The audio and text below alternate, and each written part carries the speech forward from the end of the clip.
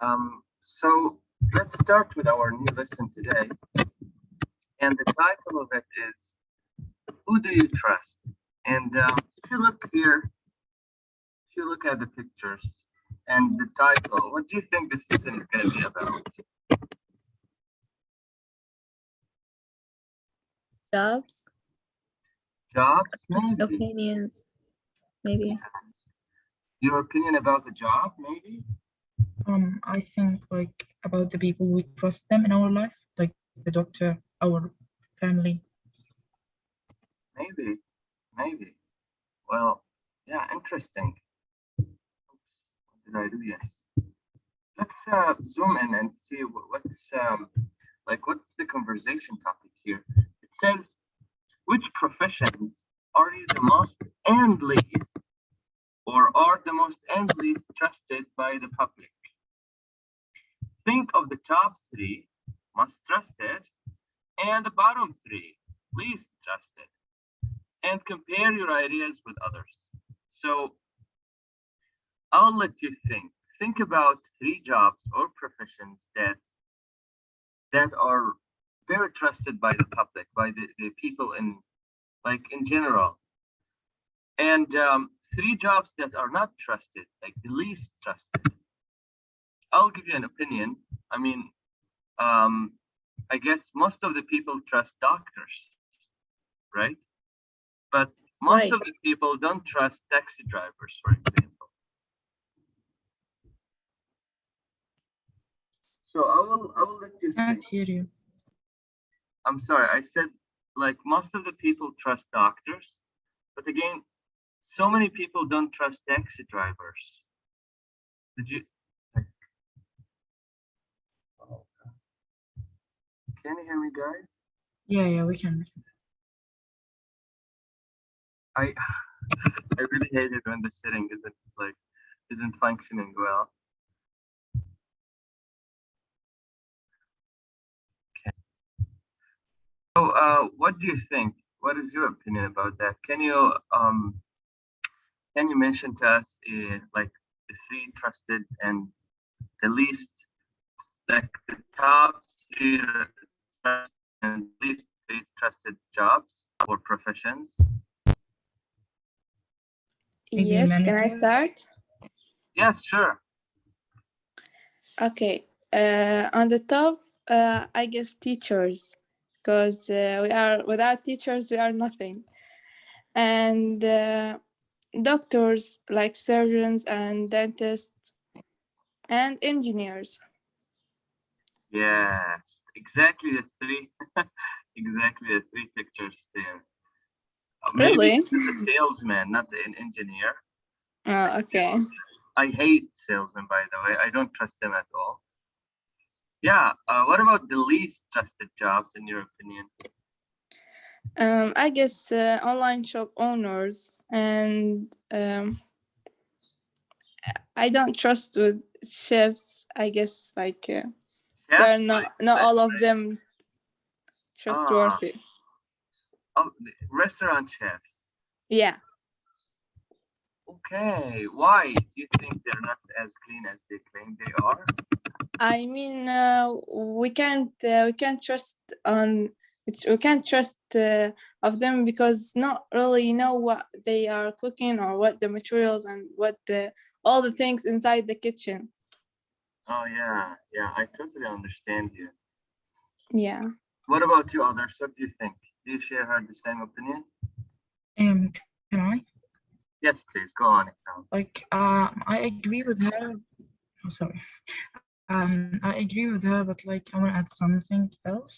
I don't trust in artists, maybe and I don't know. I think they have like different point of view in every single subject, and Artists, also like the people who work in the field of art, like you don't agree with them? yeah, they relate. They make connection with the art in every single thing in their life, and that's somehow noisy. Hello, Tram, can you hear us? Yeah, can you hear me? You were breaking. What you heard that you said they relate on art for every single thing in their life. Yeah, exactly. And also, like, I don't trust sellers. I think they lie all the time about us. The sales people, like this gentleman. Yes. Yes, I agree with you. Yeah.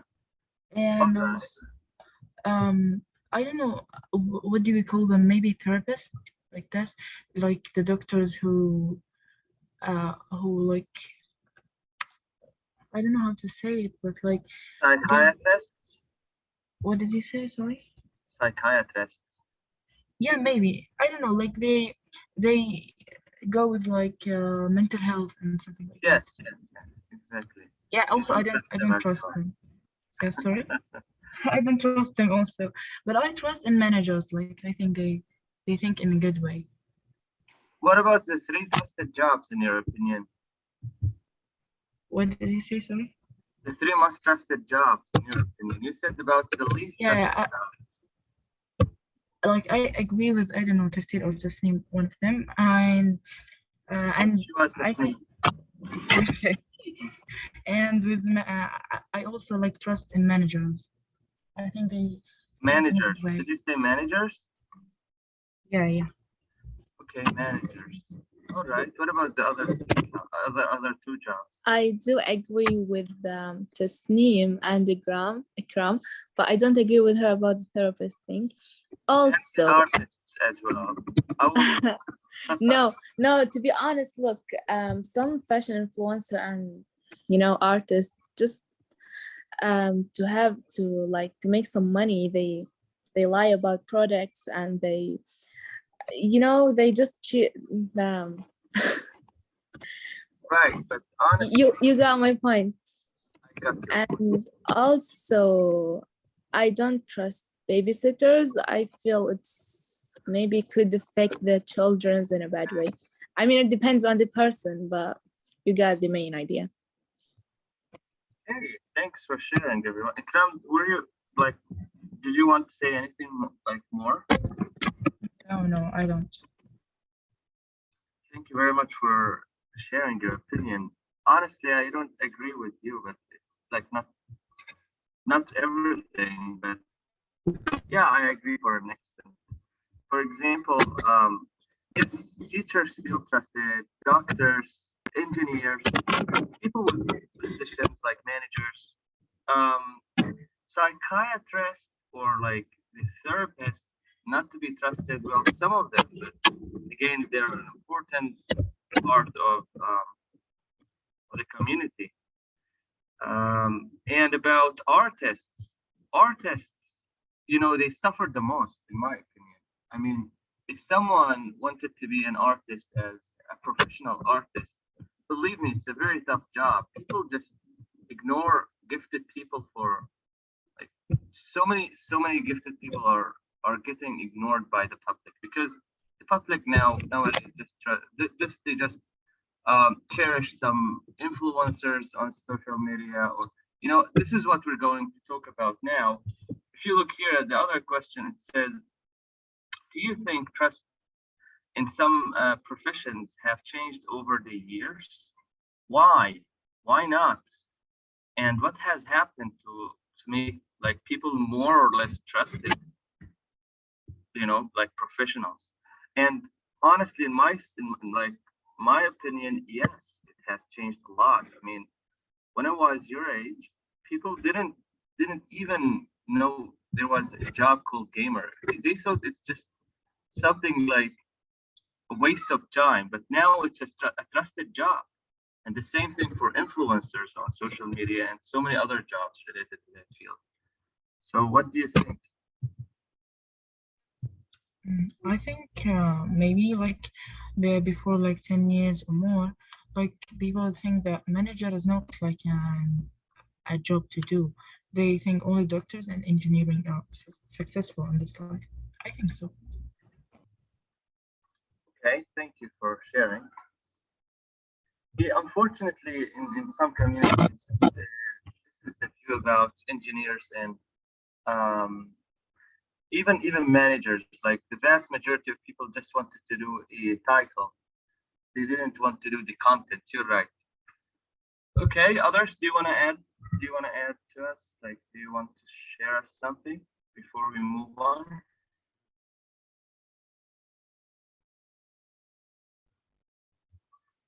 Okay, thank you very much for your opinion.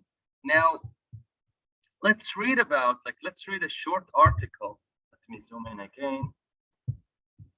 Let's read a short article about the three or Teacher, the I'm most. really sorry. Okay, can you hear me now? Your voice is really lagging.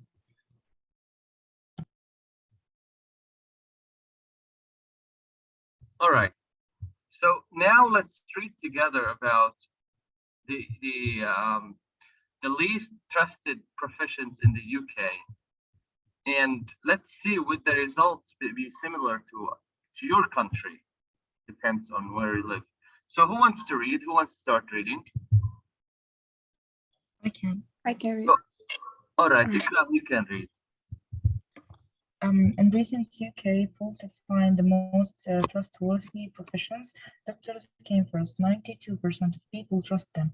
Other highly trusted professions included teachers, judges, and clergy. Near the bottom of the list were business leaders and journalists, but politicians came last. Only 13% of people trust them. Three of the most trusted professions gave their comments. Dr. David Bailey, doctor.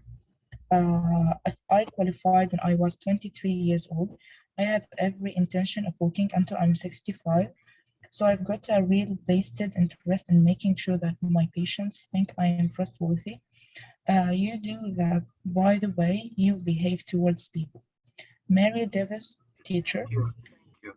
All right, continue. Continue, Tasneem, please. Okay, Mary Davis, teacher. We make very effort to get to know each individual people, and we also try very hard to be part of the community, as well as knowing the people we get to know their families. Professor Justin Lewis, a university professor. We don't have an axe to grind. Our business is doing research, teaching in good faith. We try and produce things that are of value to society in general. Thank you. Thank you. So what do you think about like the statement here? They say in a recent UK poll to find the most trustworthy professions, doctors came first. 92% of people trusted them. Other highly trusted professions included teachers, judges, and clergy. Near the bottom of the list were business leaders and journalists. Well, this is this is understandable. All right, so and journalists, but politicians came last. Only 13% of people trusted them. So what do you think? And if you're asking what is a clergy, it's a man of religion. Can you hear me? Not very well. I'm really sorry. It's okay. Like I understand what you're talking about, but not that well. Okay. I really hate it when it's not working well.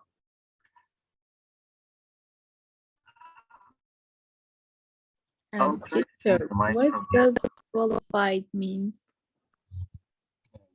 Sorry, can you repeat your question? I was trying to change my mic. What qualified? Qualified is a person who is capable to do the job. Okay, clergy. It's a man of religion. Oh, okay. Thank you. You're welcome. So doctors and teachers came first, and last came journalists and politicians. Do the results can agree with your country? Do you think people would vote for the same? Yes, totally. Somehow, yes.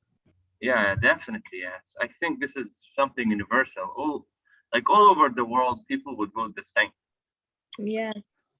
All right, now let's move on. We have something today to tackle, which is called idioms of opinion. This is a very interesting topic to discuss. Idioms are like saying or phrases that can mean something else. Here in the first one, well, I will let you think of them, okay? Here they used some of them. And I wanted to go to 2A here. Here you can see 2B. I wanted to underline the idioms in the sentences 1 to 4. And then choose the best definition. So here they give you two options. What do you think? What do you think the answer is? Okay, so find the idiom, underline it, and then choose the meaning. Okay, I'll give you less than a minute. Go on.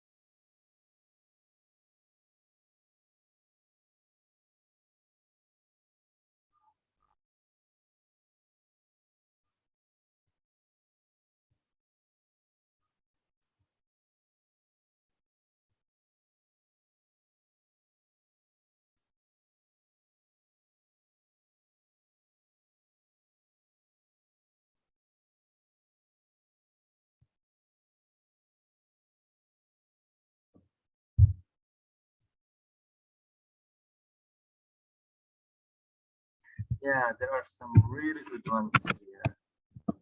Did you find them?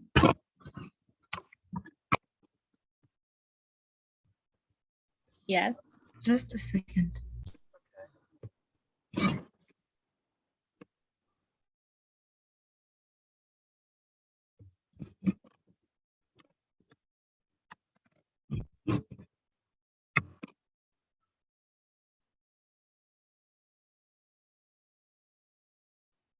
Okay, I'm done. All right. So, now let's see the first one. I'm going to play devil's advocate. Let's imagine the company goes bankrupt. What happens to the employees? So where is the idiom? Goes bankrupt. Sorry? I think I'm going to play devil's advocate. Yes, play devil's advocate. Now, what's the meaning of this idiom? Guys, idioms, I know, like most probably you know them. They mean something else. They don't mean the literal words. They mean something else. So A, give a very negative opinion about someone or something. Or B, take a deliberately contrary, which means the opposite position in an argument to force people to justify their opinions. I think it's B. It's B, correct, yes. You see, you get it from the context, but it is important to memorize it so you can use it, you know. But from the context, you can get it. It's something we even have in Arabic idioms. So interesting. Let's look at the second one. I'm going to speak my mind. Okay, I think this situation is absolutely terrible, and we have to find a solution. So where is the idiom here? Yes, to speak my mind, and I think we have the same meaning in Arabic. So it means A, change your opinion after reconsidering something, or B, say what you really believe. B. Yeah. Yes, I guess B. This is easy. Yes. Now 3. If you have to make a decision, it's no use sitting on the fence. You must choose one or the other. So where is the idiom here? Sitting on the fence. Yeah, sitting on the fence, and this is a very famous idiom. So what do you think it means? A, being unable to commit yourself to one opinion or one side. B, asking lots of people to help you make a difficult decision. A. It is A, yes. It's like you're very confused and you don't know what to decide. Now, 4, let's not beat around the bush. You know how committed a serious crime? Sorry, you have committed a serious crime and now you must pay for it. So where is the idiom here again? Beat about the push. Beat around or about the bush, both correct. I remember it as beat around the bush, but about the bush is correct as well. And what does it mean? To give an opinion based on a false evidence, or B, talk a lot, but avoid directly addressing the most important point. B. Definitely B. And we have something similar in Arabic, but not push. Yes. Yeah. So interesting. It's such an interesting topic to study. Study as many idioms as you can, and they're gonna help you be like very, and you know, you won't be able to feel like native like unless you use them like in a very perfect way. So you can watch videos, you can watch so many things that can help you with idioms. There's something that you usually acquire, not just learn, but it's good to learn them here. Teacher, can I have a question? Yes, definitely. What does advocate mean, like in real meaning, not in this idiom? Yes, so advocate as a verb, but here I guess play the devil's advocate, so here it came as a noun. Well, in general, what advocate means is like to how to explain to you. All right, I'll try to find. Well, yes, to support something publicly, exactly. So you say something and you advocate someone, it's like supporting someone or something. Okay, and what does commit mean? Commit is to do. Okay. To commit a crime. Okay, the last one, what does push mean? Bush? Yeah. Bush is like a small tree. Oh, thank you. Small tree, bush. Thank you so much. You're most welcome. So, which idiom in this exercise can be used to introduce an opinion or information, in your opinion? I think two. I'm going to speak my mind. Well, yeah, that's right. Okay. So now let's move on to the next page, please. Move on to the next page.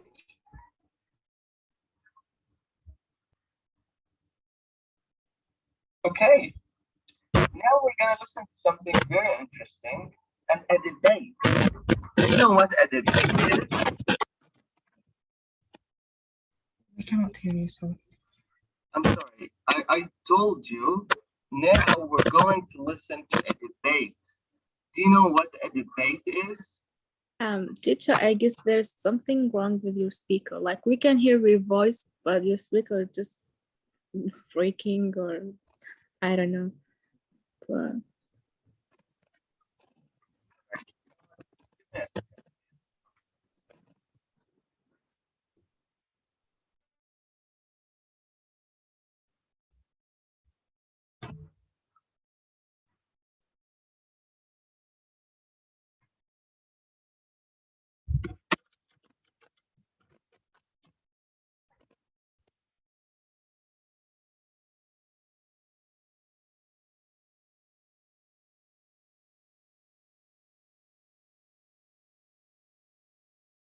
Teacher, could you hear us?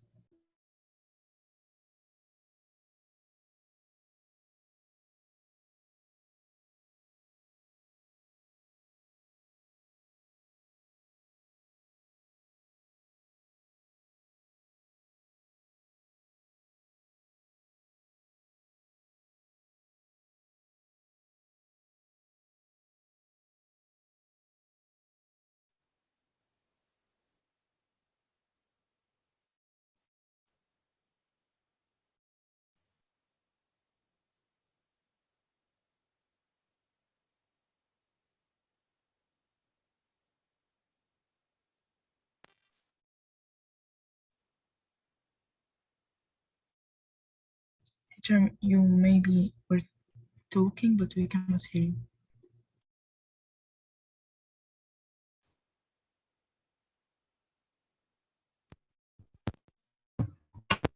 Alright, can you hear me now? Yes. But not good, right?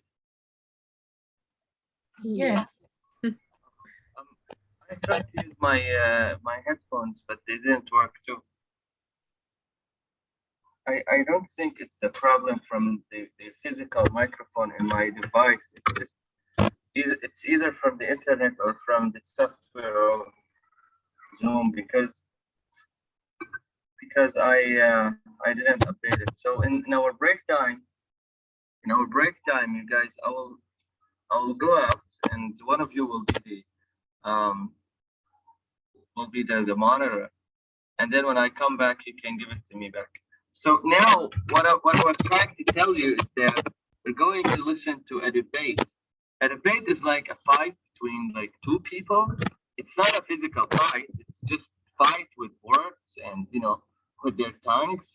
They give reasons and they support their statements. So the debate we're gonna listen to is about the like they will use this kind of they will use this idiom that we talked about. So are we ready to listen? Yes. Yes. Okay, let's listen.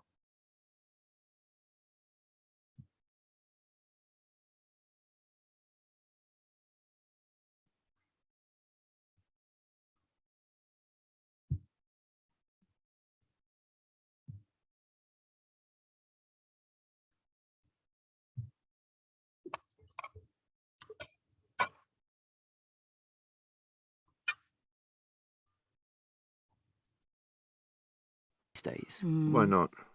Because Unit 2, recording 4.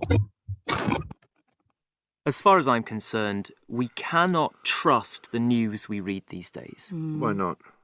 Because journalists have an axe to grind. Well, that's debatable. I think it's very rare to get a truly impartial journalist. I don't think it's within human nature to be impartial. You What? side on one side or the other. Why would a journalist want to be partial? Why would a journalist not want to be impartial? Surely that's the job of a journalist. Oh, I isn't it? don't know about that. It's why? No, I'm agreeing with you. I'm just saying I think there are some journalists who cannot be trusted. They have an agenda.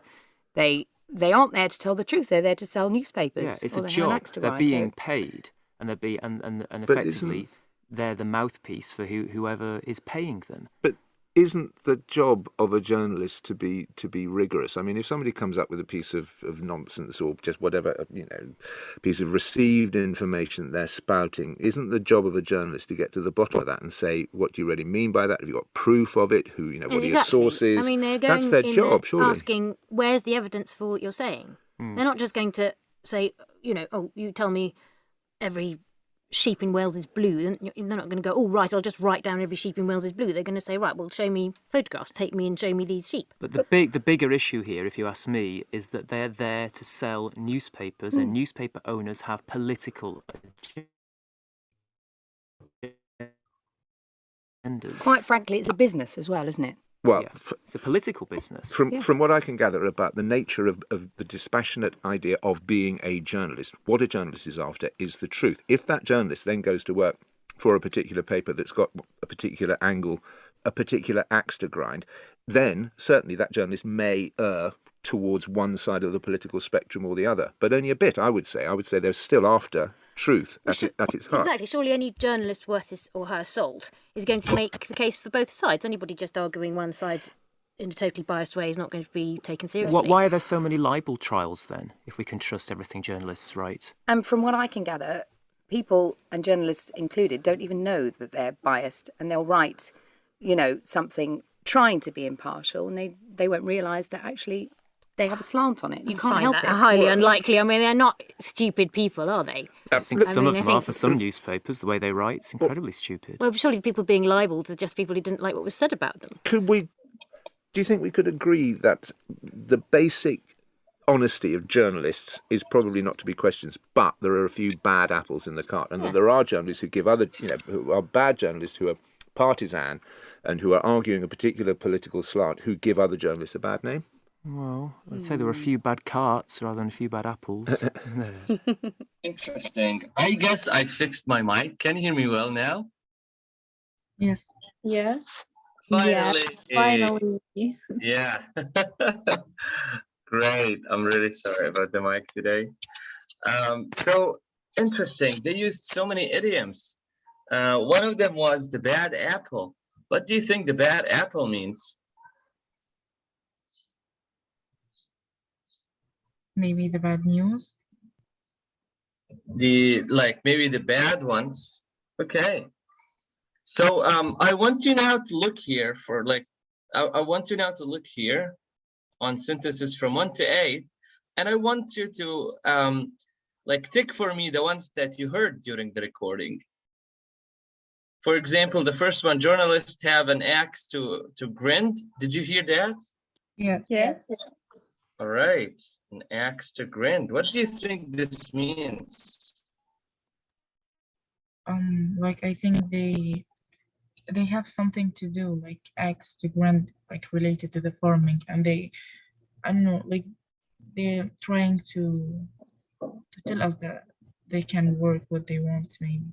Yes, this is very similar. Yeah, this is very similar to what it means. It means like to have a strong personal opinion about something, and you want to tell people like to accept that opinion, and this is the reason why you're just keep telling about that thing. This is the meaning of to have an axe to grind.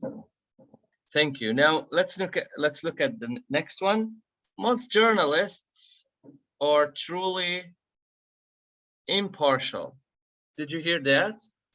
Yes. Yeah, but what does impartial mean? Okay. This So means one-sided, right? yes, that's similar to its meaning again. Impartial, well, do you know the meaning of partial?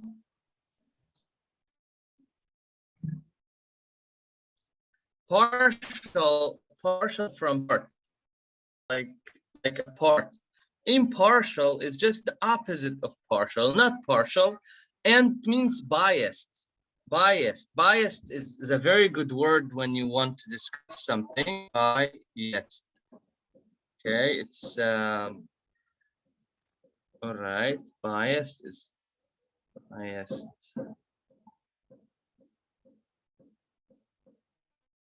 Biased is the opposite of objective.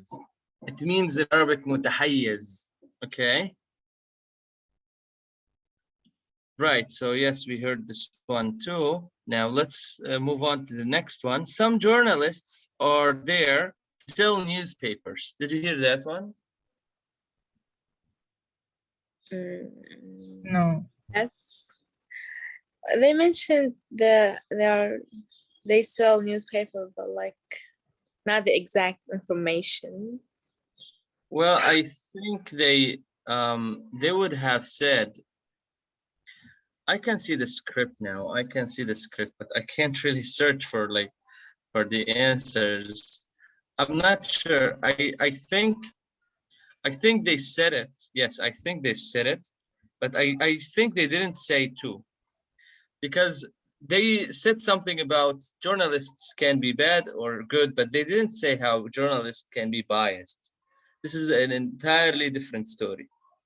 So yes, they said that they sell newspapers and they sell this news so people can, they literally want to spice it up a little bit so people can buy newspapers. So they're selling newspapers. Now 4, journalist's job is to get proof and ask for evidence. Yes. Yes, they said that. Journalists want the truth. No. No. I'm sorry to disagree with you. They said it. Yes. Okay. Journalists want the truth, yes. Well, most of them, but maybe some of them they don't. But the entire job of journalism is about telling the truth. Now, good journalists make the case for both sides, not being biased. And yes, they said it.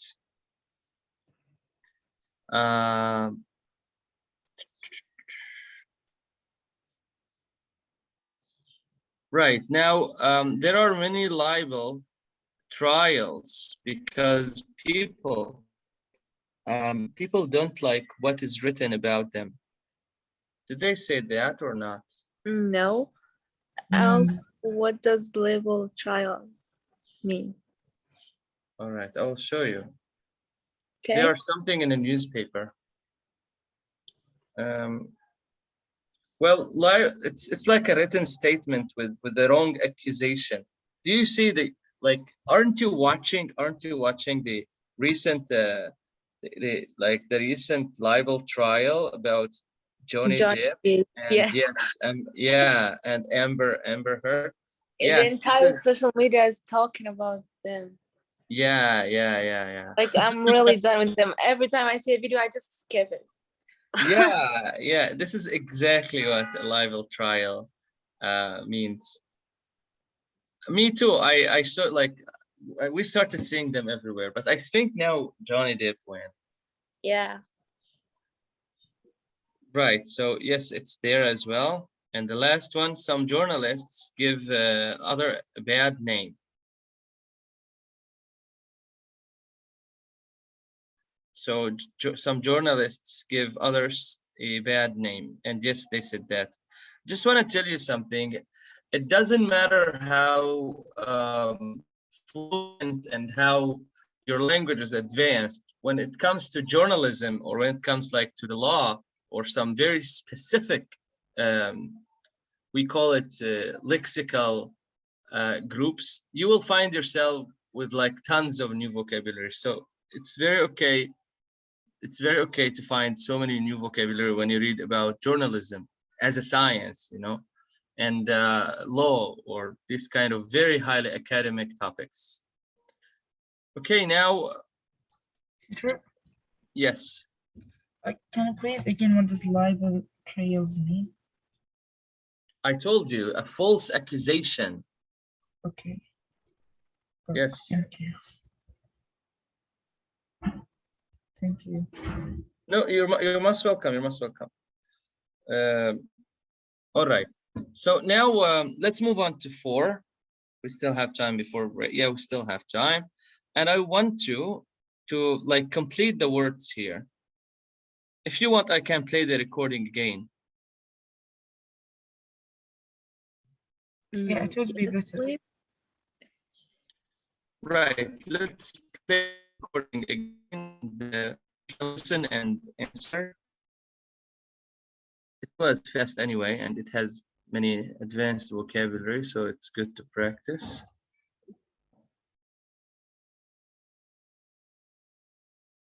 Unit 2, Recording 4. As far as I'm concerned, we cannot trust the news we read these days. Why not? Because journalists have an axe to grind. Well, that's debatable. I think it's very rare to get a truly impartial journalist. I don't think it's within human nature to be impartial. You side on one side or the other. Why would a journalist want to be partial? Why would a journalist not want to be impartial? Surely that's the job of a journalist. Oh, I don't know about that. Why?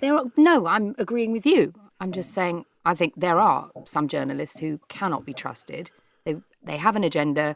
They aren't there to tell the truth. They're there to sell newspapers. Yeah, it's or a they have an job. axe to They're grind. being paid, and and But effectively they're the mouthpiece for whoever is paying them. But isn't the job of a journalist to be rigorous? I mean, if somebody comes up with a piece of nonsense or just whatever, piece of received information they're spouting, isn't the job of a journalist to get to the bottom of that and say, what do you really mean by that? Have you got proof of it? What are your sources? I mean, they're going That's their in job, there surely. asking, where's the evidence for what you're saying? They're not just going to say, oh, you tell me every sheep in Wales is blue. They're not going to go, oh, right, I'll just write down every sheep in Wales is blue. They're going to say, right, well, show me photographs, take me and show me these sheep. But the bigger issue here, if you ask me, is that they're there to sell newspapers, and newspaper owners have political agendas. Quite frankly, it's a business as well, isn't it?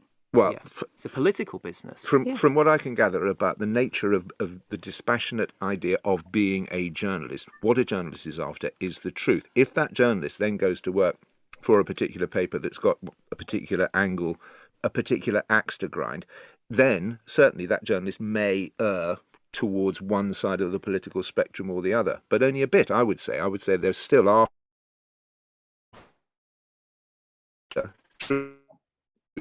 Exactly. Surely any journalist worth his or her salt is going to make the case for both sides. Anybody just arguing one side in a totally biased way is not going to be taken seriously. Why are there so many libel trials then, if we can trust everything journalists write? And from what I can gather, people, and journalists included, don't even know that they're biased, and they'll write, something trying to be impartial, and they won't realise that actually they have a slant on it. You can't Find help that it. highly unlikely. I mean, they're not stupid people, are they? I think some of them are think- for some newspapers. The way they write, it's incredibly stupid. Well, surely people being libelled are just people who didn't like what was said about them.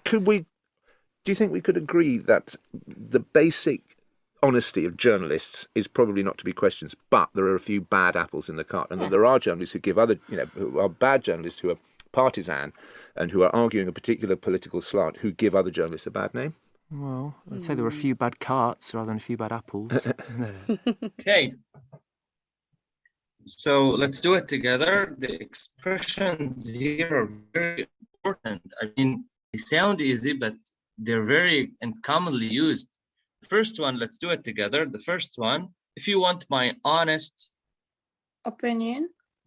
definitely. Opinion is like that. And quiet, say frankly. Frankly means honestly. Honestly, this is what frankly means. So the next one, according To. to statistics, yes, thank you. We use this one as well. From what I can Gather. thanks. Gather here means from what I can understand or from what I can recall. As far as I am, this is a very used expression, concerned. Do you know how you can practice those? Not just practice those, you can learn way more than those ones. You can just be very professional with expressions if you listen like to BBC on a daily basis. Do you see the recording I just played? They on BBC, they even they have actual English conversations, actual English dialogues, monologues. It's very wonderful to try BBC or CNN. Yes, I suggest BBC for you, even though I don't have a British accent, but I feel like BBC's topics are really direct to the point, and their language is very academic. So yeah, you can learn from it. And the last one, if you Ask me. Right, sorry. Teacher, they talked about something like the blue sheep, or I don't know, that sounds interesting for me. Sorry, what is it about? Blue sheep, I guess. Blue sheep. Yes. I heard it. All right. I'm not, frankly, I can't recall it. Frankly speaking is very used. Once we get over it again, I can, if I catched it, I can tell. Okay. Now, do you have any other questions? We can have our break now, and after 10 minutes, we can come back. Thank you. All right, let's stop here, and I'll see you in 10.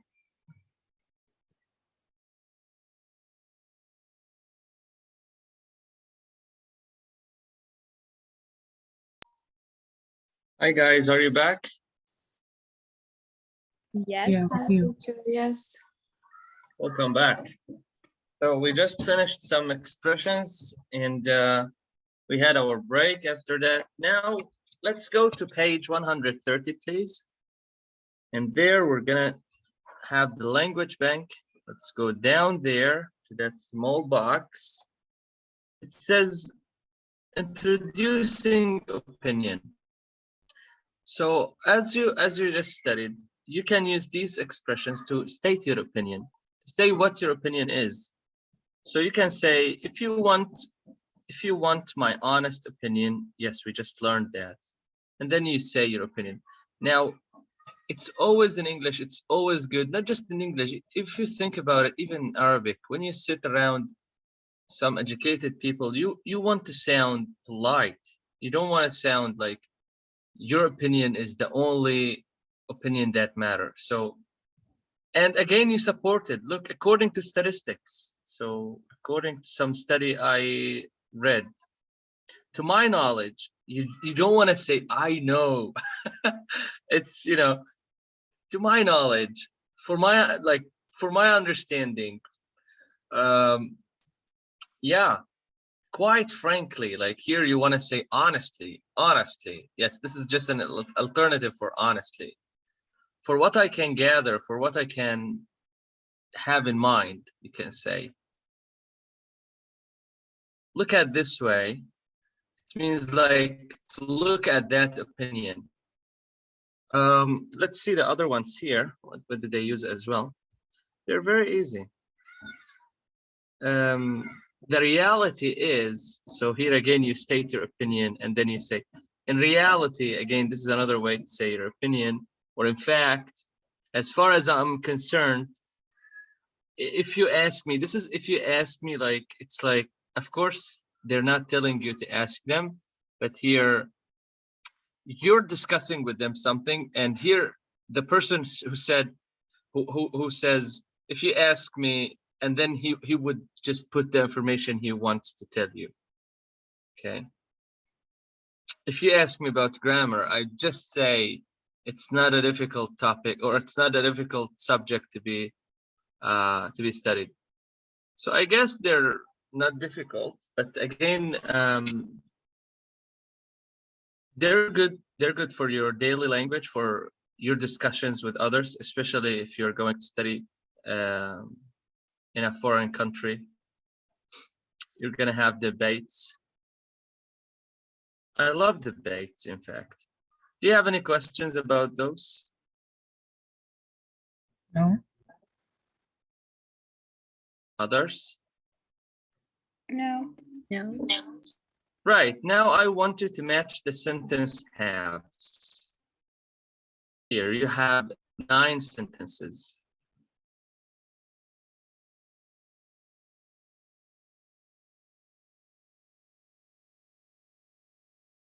Language bank. Okay.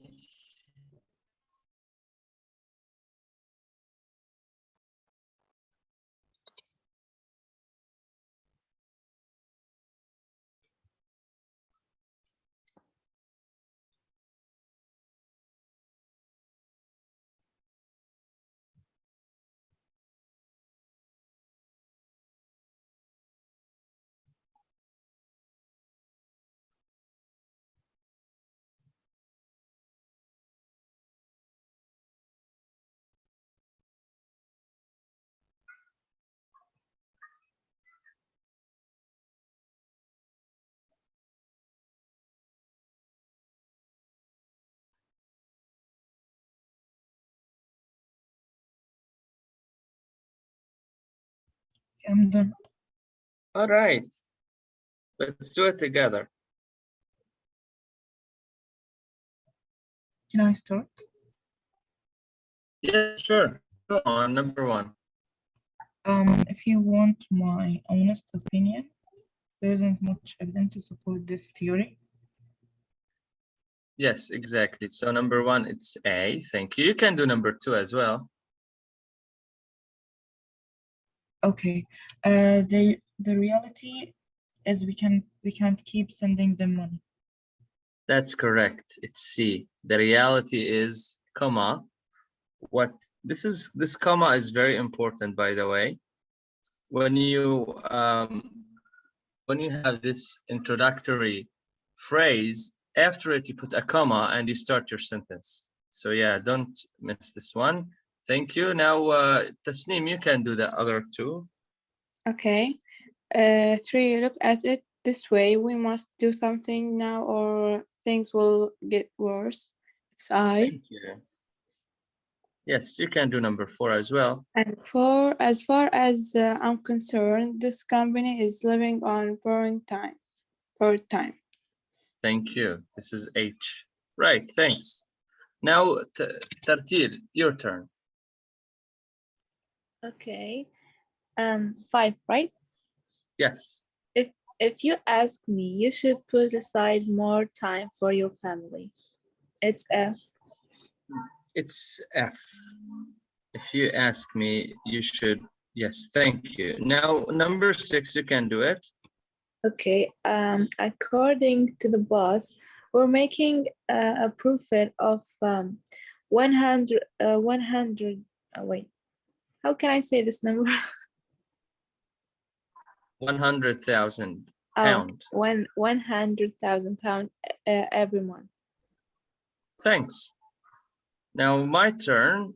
Quite frankly, this is the best film of the decade. And if you ask yourself what a decade is, it's 10 years. A century is 100 years. So 7 with B. And next one, for what I can gather, he's very well established in his field. Again, this is D. And the last one, to my knowledge, Yum Yums is the best brand for baby food. Okay, so it's a brand of baby food. Great. All right, so here are the answers. Did you get them? Yes. Great job. Now let's go back to where we stopped. Okay. All right. Yes, almost done. Almost done with this unit, I mean. So now we're going to listen to something like a very short recording, and I want to hear. Here you have 4 expressions. I don't know about that. We don't need to listen to it again. Just I will read them. I don't know about that. I'm really sure about that. That's debatable. I find that highly unlikely. So which one of those, or which ones of those express doubt? Doubt means like not being sure about something. I think 2. 3. Well, 2 definitely. I'm really not sure about. Well, 3, that's debatable. Definitely yes. Definitely this expressed doubt. And well, all of them show doubt. Okay, all of them here show doubt, but they want us to listen to the recording and to say which one was mentioned in the recording. So let me play the recording for you. Unit 2, Recording 5. 1. Journalists have an axe to grind. What? That's debatable. 2. Why would a journalist not want to be impartial? Ooh, I don't know about that. 3. Journalists don't even know that they're biased. I find that highly unlikely. So which ones, were you able to hear it? Yes. 3 of them, yeah. 3 of them, yes. So they said the first one, I guess the first one, Yeah, and the third and fourth. the third one, and the fourth. But all of them, they show doubt. All of them. Even this one, I'm not sure. It shows doubt. Debatable. Highly unlikely. And I don't know about that. They all show doubt. Teacher, can I have a question? Of course. Didn't you like say debatable or debate means a fight between two people, or I got it wrong? It's not really a fight. I told you with words. It's like when a debate is when two teams just sit and discuss an idea, but with a very harsh tone. Every one of the teams wants to support his ideas and his claims to it's what we call in Arabic munazara. Okay. Yeah, thank you. So you're welcome. So they fight. Okay, now it's time for discussing the cases. So we have 3 cases of untrustworthy behavior at work. Now, if you were the boss in these 3 cases, what would you do? What would it depend on? And they want you to think of some ideas and make notes. Interesting. So yes, take your time, take a minute, read them and take notes. Think of what you're going to do. And then I will allow you to, like, I just wonder who's gonna be first. But anyway, I will allow you to speak and say what do you think should happen here. You have case 1, case 2, case 3. Yes, please. Like I have an idea. Like, can we divide the 3 paragraphs? This is yes, this is excellent. The first one is for Ikram, the second one for Tasneem, and the third one is for Tartil. It's random, but it's good, so we don't repeat the same ideas.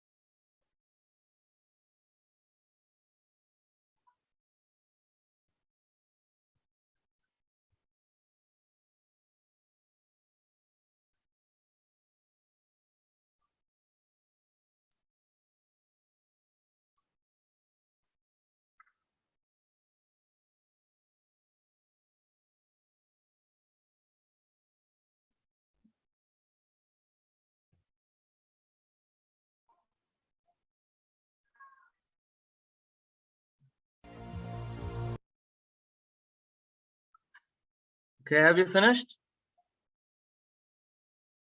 Just 1 second. Okay.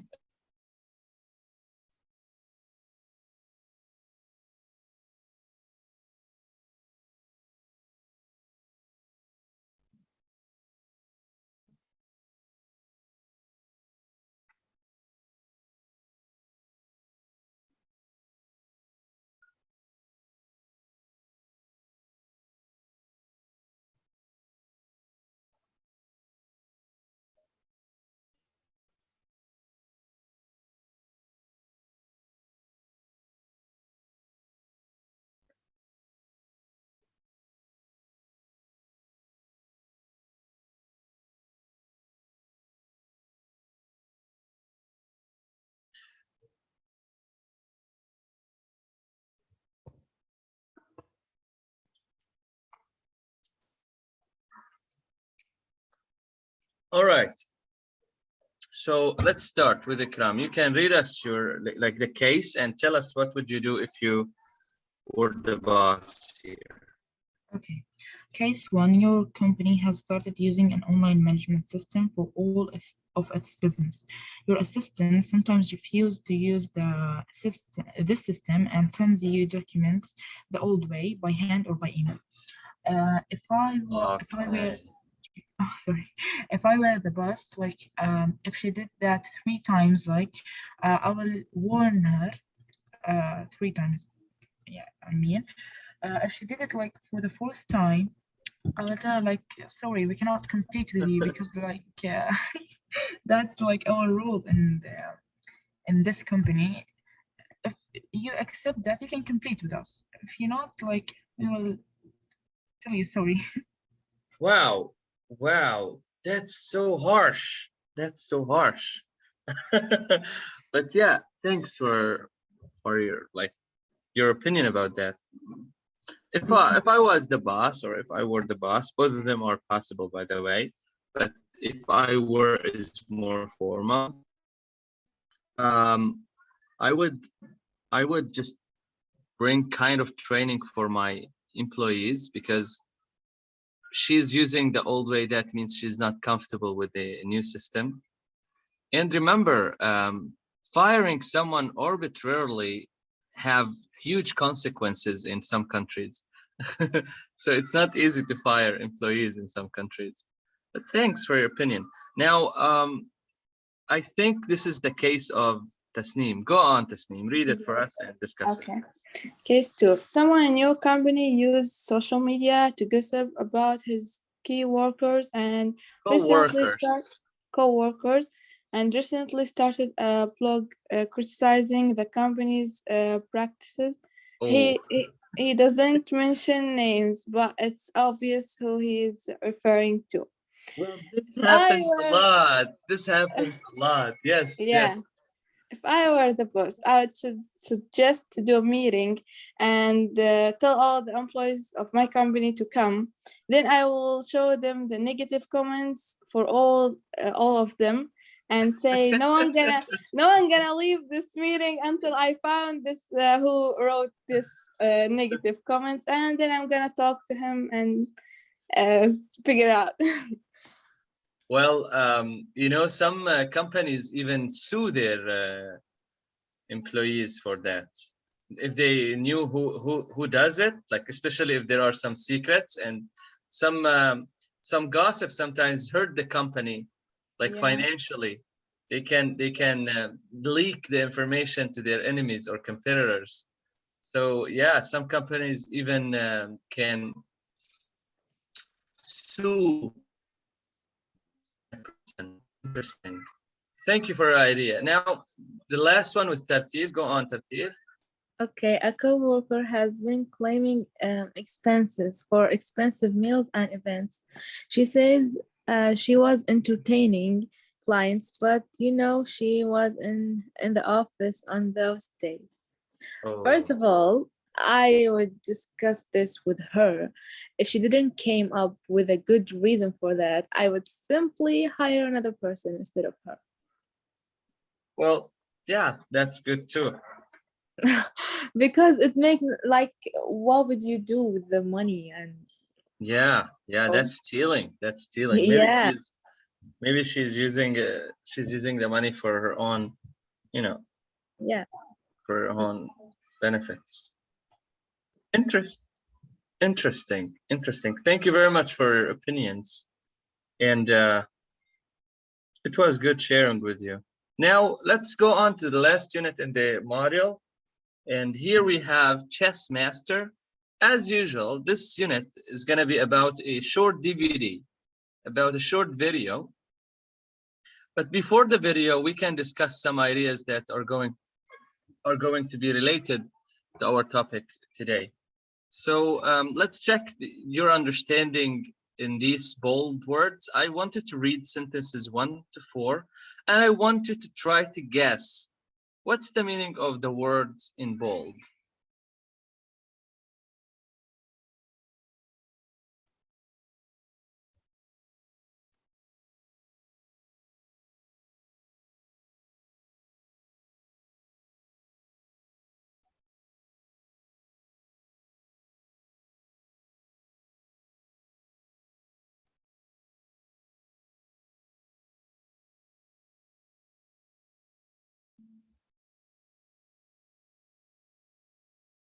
All right, let's do it together. So the first one, I will read it and I'll check what you think about it. It says, do you think musicians like Beethoven or artists like Picasso are born with an innate talent, or would you put their success down to a lifelong passion or intense training? So the important word here, put their success down to a lifelong passion. It's easy, it's understandable. That it means like they just practiced a lot and they had just passion. But what about this word is the important word here, innate talent. What is an innate talent? I think it's like a gifting talent. Innate talent is a talent you're born with. Yeah. It's a kind of talent that it's not coming out of training. It's just something you were born with. And it's, of course, it's a theory. Some people still think that people can do everything with training. So yeah. So do you agree? Number two, now we're done with number one. Number two, do you agree that any parent can train their child to become a world class at something, or does the child need to be born academically, artistically, or physically gifted? So this is the same idea. Gifted here means like innate talent. So do you think that people can train themselves to be world class at something, or they're born with that? People who are that professional, they have an innate talent that makes them gifted. What do you think? I think you can train. Sorry? Okay, go on, Tertib, sorry. I know. I don't know. I believe they would be in innate talented. Maybe they could practice or something, but they are just generally talented, you know. Yes, a genuine talent. Thank you. But teacher, talent without practice is nothing. Yes, but there are some people who practice a lot and they don't have the talent. They come up with nothing. Yes. So it's something debatable, you know. Some people just believe if anyone can practice a lot and you can get some, you know, some kind of talent. So who knows? So now let's look at number three. If you can inherit eye and hair color from a parent, do you think it's possible to also inherit personality traits? Traits. What's the meaning of inherit and traits? Inherit, I think, like to have the same characteristics or something from your parents. Inherit. It comes for even money. It means like to get something from your parents. Okay, from the people before you. Inherit. Yawrath. And traits. Personality traits. What are traits here? It's like it's not a sign. It's characteristics. Here, yes. personality trait. It's like characteristics. All right. Now let's move on to the last one. How much do you think a parent is able to shape their child's future and success? Of course, we know the meaning of shape. Shape, it means like to form or to adjust. Okay. So now let's move on down there. I want someone to read, then we will discuss the questions. And after that, we can watch our DVD. Who wants to read? Ikram, you already read, so it's, sorry, I think it's time for Tartir. Yes, I remembered now. Okay, BBC News, the young chess master. For centuries, chess has been a game for big thinkers and those with mathematical minds. However, child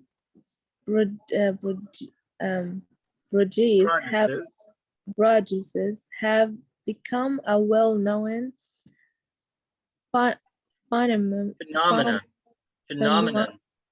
phenomenon, okay, in chess. And the age of becoming a chess master is getting younger and younger. Carissa Yip first started playing chess age 6 when her father, an IT architect, I guess, taught her. Within a year, she was beating him. Age 9, she became the youngest American to reach expert level. Now she has fully fulfilled another dream, become the youngest female U.S. chess master, defeating Grandmaster Alexander Levin during the New England Open. In this program, Jane O'Brien meets Carissa and investigates her remarkable story. Okay, thank you very much. Now let's check the new vocabulary here. I know you have many. So for centuries, thinkers, mathematics, mind, however, child, prejudice, which is the singular of it, prejudice. It means a young person who is unusually intelligent or talented. Okay, the singular of it with y and it is prodigy.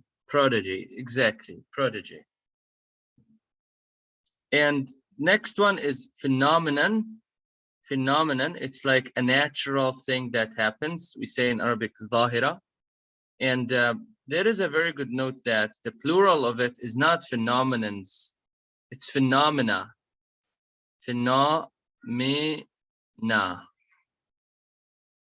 Okay, this is an irregular pluralization. What else do we have here? Young, this is a name. First starting chess, etc., etc. Architect, it's kind of engineering. Do you have any other new words? Yeah, defeating. Defeating. When you defeat someone, you make someone lose. To beat someone. Teacher, could you please again? Not literally beat. No, it means like defeat to make someone lose. Yes. Yeah, what is the other word? Sorry to interrupt you. What does again, please? What does prodigies mean? Like it means here it's in the plural, so it means like young children who are very talented at something, extremely talented, unusually talented. Okay, thank you so much. You're welcome. Any other new vocabulary here? Yes, teacher. IT architect, I guess.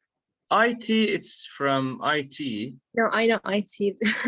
Architect from architecture. It's hand you design. know, when they design buildings. Yeah. Amara. Okay. Architect is the person of it. Any other new vocabulary? Yes, teacher. Fulfilled. Fulfilled. Can you tell me which line did you find it? It's above defeating. Yeah.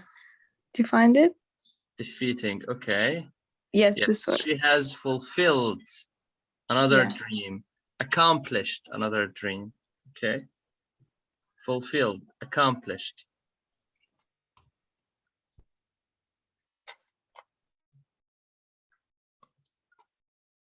So now let's answer the questions.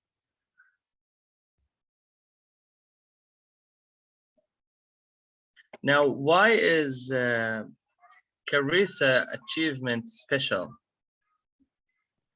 Because she achieved it in a very young age. Yeah, she's very young and she did two huge things. Now, who was influential? This is another good word. Influential person. Yeah, it's, I guess you know it because of social media. Like if someone who influenced someone else. Who was influential in helping Carissa become a chess master? Her father. Okay. Why do you think chess masters are becoming younger and younger? Because people are coming smarter and smarter. Okay. Well, honestly, people are getting smarter and smarter. I remember, like, when I think about it this way, students now in 7th grade sounds like students in like high school when I was in high school. Yes, the internet caused a kind of informational revolution. Yeah, but they are the loser. They don't like live their childhood. But honestly, now look, getting information is so easy. It's so easy. You can just Google it and find it out. That was like, yes, there was Google, but it was very limited. Even the answers from Google, they were very limited. So it was still the traditional book searching method working. But now no one even check the books. They just jump up to some search engine and find the information easily. Right, now let's watch to this DVD. Okay. Can you see it? Can you see it now? Yes. I guess it's a little bit blurry, and I guess now it's gonna be better.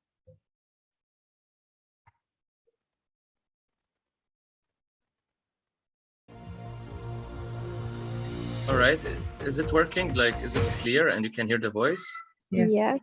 Great.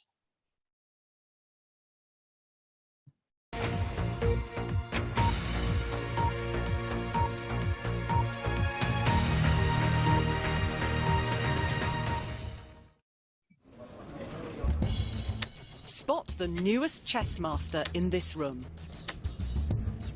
No, it's not him. It's not him either. It's actually 11-year-old Carissa, the youngest female chess master in US history. At this tournament in Philadelphia, she's taking on players twice her age, and then some. Her father taught her the game when she was very young, even though they can't quite agree how young.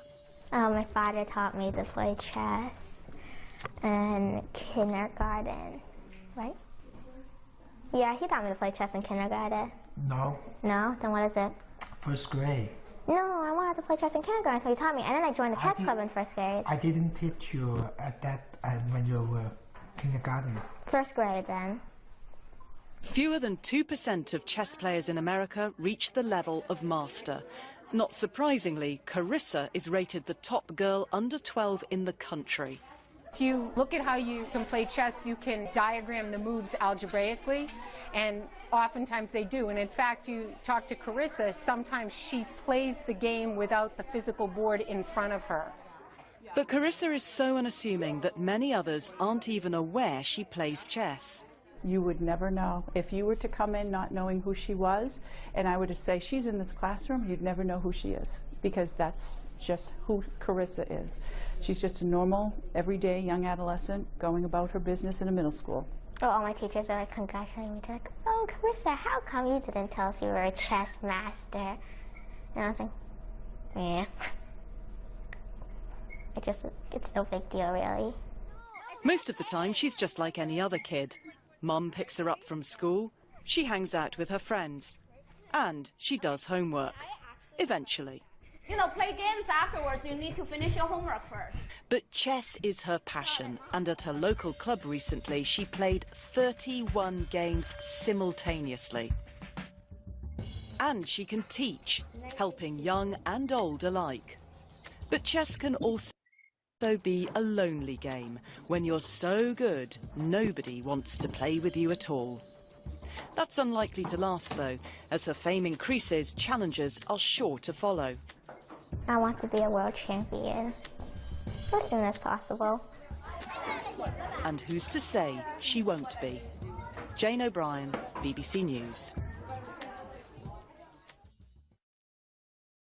All right.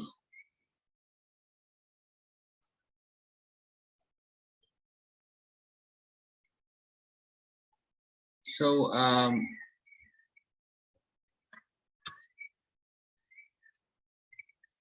can you hear me now? Yeah. Yes. All right, what do you think? What do you think about all of that? It's adorable. She's adorable, right? She's very adorable. Yes. And what was really interesting is that even though she was a very young chess master, she was a normal kid. She was like playing with others, right? Right. Yes. Yeah, but there was something negative that she like can't now play with others because like she always won. No one can win on her. Yeah. Yeah, this is negative, honestly, especially for a child. She needs to communicate with others, and now she can defeat everyone. Yeah, I don't know. I didn't try. I didn't try to be that smart, so I can't really tell. Do you think you can? You're still young, so do you think you can be not necessarily a chess master? Do you think you can be very super good at something? I'm not sure. Not sure. Okay. I think yes, like if I practice and really work hard, I will reach it. Yeah, yeah. Especially on that young age, you can do everything. You're still you can literally now do everything, whatever you want. Now let's complete the extracts. Here you have 8 sentences, and we need to complete them. We can do it together if you want. Let's do it together. So let's have a look at them. And who wants to read number 1? Oh wait, I think I need to share. All right, I'm sharing the correct one, but here it's video. So yeah, who wants to do number 1? I'll do it. I can do it. Okay, I have now 3 participants. I think we can start with Ikram. Okay, at this tournament in Philadelphia, she's taking on players, space her age, and then some. Yes. So take on what her age? They said it in the video. I think twice her age. Yes, definitely twice. Let me write twice. And oh, it didn't fit. Okay, you can see it. I'll write next to the sentences from now on. So number 2, you can do it, Tasneem. Okay. Fewer than 2% of chess players in America reach the level of master. I guess 2%. I heard that. 2, that's correct. Less than 2% of chess players in America reach level of master. Now 3, you can do it, Tartil. Okay, but Carissa is so unassuming that many others aren't even know she plays chess. I think they said aren't even aware. Oh, assume it's less than like aware. Aware, it's like being able to know something. Assume is like to consider something. Okay, now 4, I will do it. She's just a normal, everyday young, well, yes, this is a very good word. Adolescent. Adolescent, which means kind of not an adult, okay? Adolescent. Like a young lady? Yes. Right, now 5, Ikram, you can do it. Okay. Carissa, I guess it's no big. Space really. Matter maybe? Deal. Yes, similar to matter. And next one, you can do it, Tasneem. Okay. Mom picks her up from school. She hangs out with her friends and she does, I think, homeworks eventually. Homework, yes, homework. Thank you. Tartil, you can do the next one, number 7. But chess is her passion, and at her local club recently, she played 31 games simultaneously. Yes, simultaneously. It means at the same time. At the same time, she plays 31 games. Wow. Yes. She is genius, a real genius. I wonder how old is she now? This video is probably old. Okay, now chess can also be a lonely game when you're so good. No one wants to play with you at all. Yeah, that's true. I don't want to even think about playing with her. Okay, so here are the answers. Did you write them? Yes. Okay, let's move forward. So do you think it's a good idea for children to learn games like chess when they're very young? Why or why not? I guess yes. I think it would help in school and will increase the IQ level. Yeah, me too. So Yeah, yes, Ikram, we were listening to you. So, I think like I agree with her. Also, like I think these things form their personality and like find their passion from a young age. Yeah, yeah. Well, thank you for your opinions. So, are you own success a result of your natural ability, like inherited from your parents? For example, your own hard work, or just pure luck? Teacher, I don't get the question. Just give me a second. I will close the window. It's just noisy a little bit out there.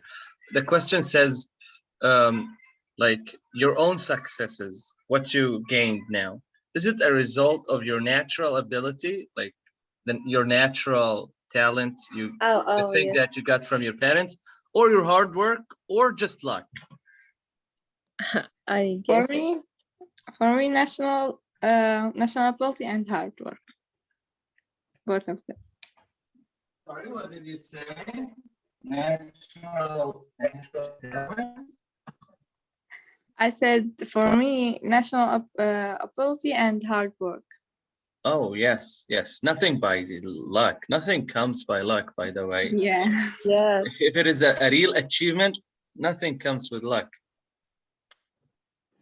Yes. The last question here we have is, do you think your parents' interests and achievements have shaped your own? Have you inherited personality traits from members of your family? For me, no.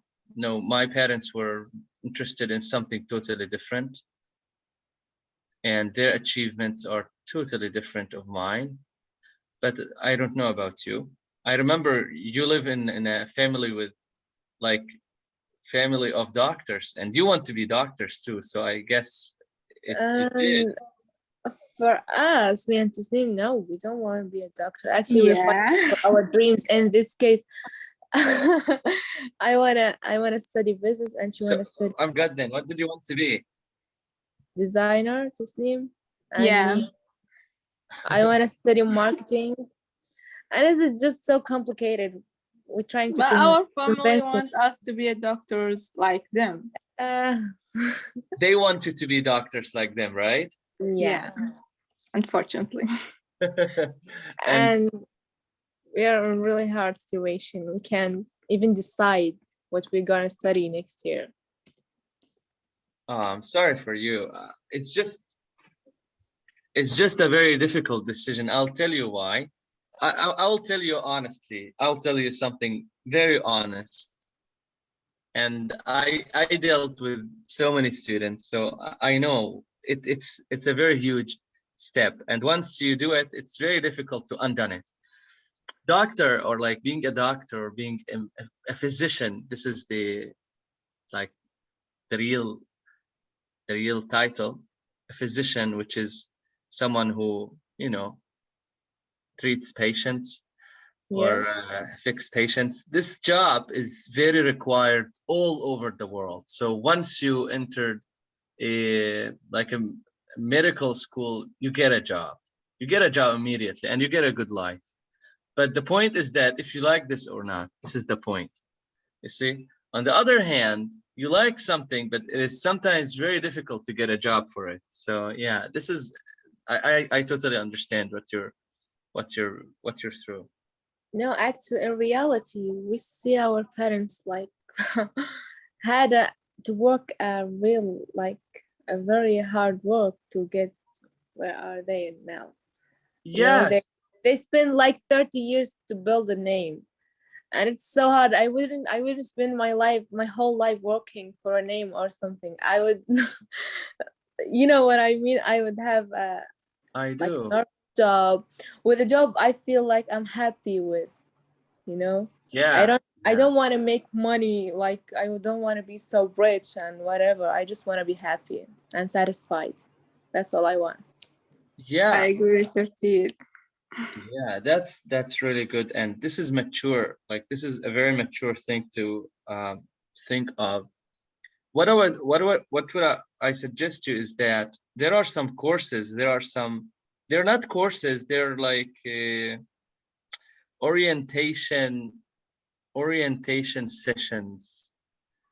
They just help you to understand what you're going to study in every major, and then they would help you to analyze your character to see where could you, like, you know, do something you would like.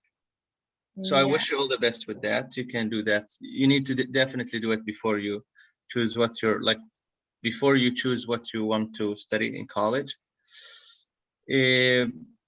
All right, now let me check here. I think we can stop here today. And next lesson we can start with Unit 3, Places. Oh, I love traveling. Okay, so do you have any questions for today? No, thank you. No. All right. I will see you tomorrow then. I'll see you tomorrow. See you tomorrow. See you. Bye. Bye for now. Bye-bye. Bye.